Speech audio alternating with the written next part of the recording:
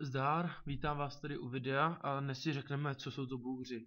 Bůgři jsou lidi, co jsou v prvních divizích nejčastěji, a ty lidi mají buď to bronzový týmy, přesně takovýhle, který můžete vidět, nebo i zlatý, ale to poznáte podle hodnocení třeba.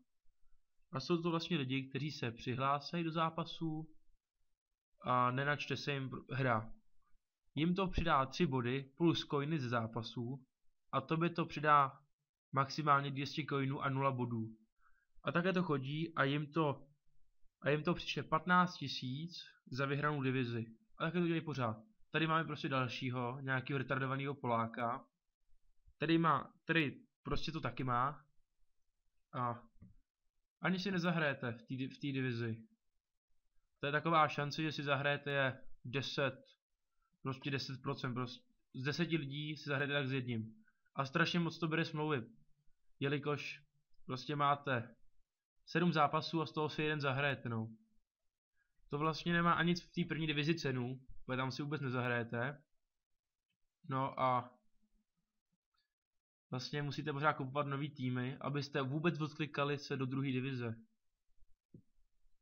Tak jsem se udělat nový tým, abyste to viděli.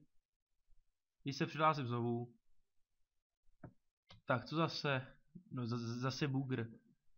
Prostě tady za to celý video, který jsem natočil, trvalo 12 minut a prostě 15 bugrů. To jste strašně moc na to. No a když se chcete vlastně dostat do druhé divize, tak musíte udělat úplně to stejné, co jsem udělal teď já. Odlívnul jsem se zápasu a přišel mi to pro hru. Konečně. A vlastně na začátku videa jsem měl 39 000 a ke konci, když jsem to takhle lívnul, tak mám na konci 51 100.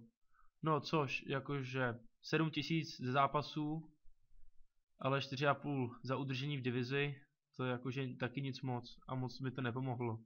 Takže budu rád za like a když tak sdílejte a odebírejte. Čau.